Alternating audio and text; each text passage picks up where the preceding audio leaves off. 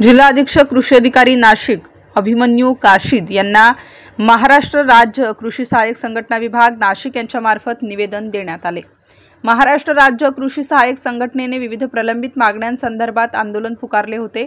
त्या अनुषंगाने दिनांक 10 फेब्रुवारी 2025 रोजी बैठकीस बोलावून कृषी सहाय्यकांच्या मागण्यांची सोडवणूक 15 दिवसांमध्ये पूर्ण करण्याचे आश्वासित करण्यात आले।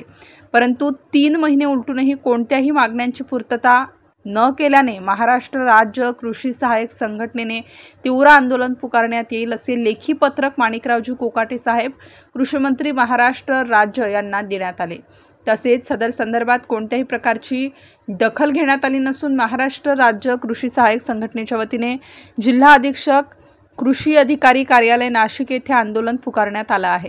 त्यावेळेस राज्य प्रतिनिधी जय कीर्तिमान, अध्यक्ष हरिभाऊ गावित, कार्याध्यक्ष भास्कर गायकवाड पाटील, सरचिटणीस दुर्गेश बच्छाव, कोषाध्यक्ष तुषार गवडी, तालुका अध्यक्ष राहुल शिंदे, साईनाथ कालेकर, अवधूत मेहत्रे, भागवत वाघ, संतोष फापाळे, राजश्री पाटील, ज्योती सांगळे, राजश्री पन्हाळे व इतर नागरिक मोठ्या संख्येने उपस्थित होते।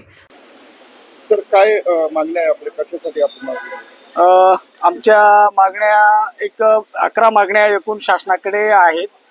त्यापैकी पहिली मागणी आमची जे आमच्याकडे कृषी सेवक ही पद स्थापना झालेली आहे आणि त्या कृषी सेवकाला 3 वर्षानंतर कृषी सहाय्यक केलं जातं आणि मानधन तत्वावरती 3 वर्ष त्याची सेवा घेतली जाते।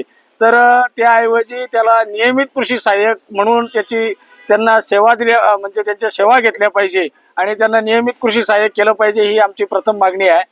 दुसरी मागणी आमची पदनाम बदलाची मागणी आहे। गेल्या 12 वर्षापासून आम्ही कृषी सहाय्यक संवर्गाकडून आणि संघटनेकडून सहाय्यक कृषी अधिकारी या पदनामासाठी आग्रही आहोत आणि त्या दिवशी ती मागणी आमची खूप जुनी आहे। तर त्याच्यामध्ये आतापर्यंतचा प्रवास बघितला तर इतर ग्राम स्तरावरील ज्या यंत्रणा आहेत त्याच्यामध्ये ग्राम विकास अधिकारी असतील, महसूल अधिकारी असतील, ग्राम महसूल अधिकारी असतील, म्हणजे ते पूर्वाश्रमीचे तलाठी आणि ग्रामसेवक होते। यांचे शासन निर्णय अतिशय शून्य प्रहरात त्यांची कुठलीही मागणी नसताना शासनाने मंजूर केली।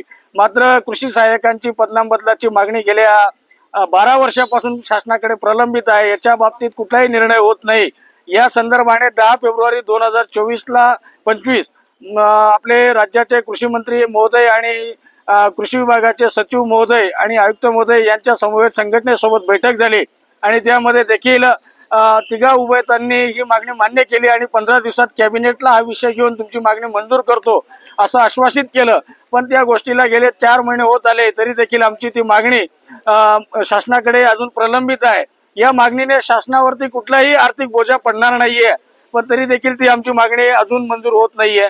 नंतर आमचं लॅपटॉपच्या संदर्भातलं एक सगळ्यात मोठी मागणी ती देखील गेल्या 5 वर्षापासून शासनाकडे मागतोय की कृषी विभागामध्ये काम करताना शेतकऱ्यांच्या सगळ्या योजना महा-डीबीटी योजनेवरती आता सोडत पद्धतीने होत आहेत आणि याच्यामध्ये काम करताना डिजिटल युग आलेला आहे आणि या युगामध्ये सगळ्या यंत्रणेकडे विविध साधन सुविधेचा वापर सुरू झालेला आहे।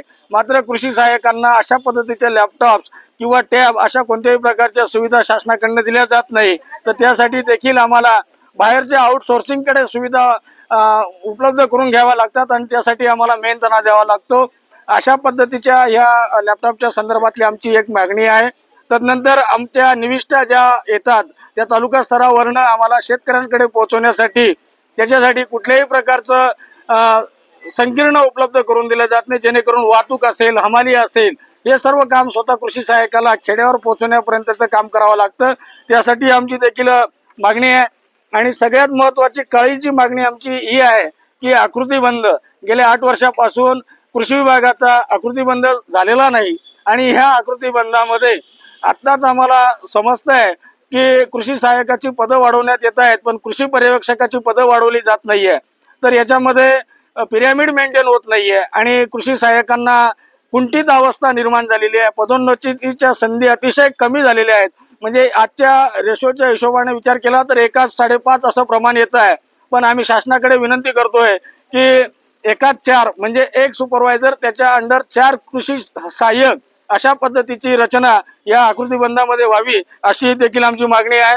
त्यानंतर नैसर्गिक आपत्ती शासनाने तयार करावी यासाठी देखील मागण्या, अशा आमच्या 11 मागण्या आहेत.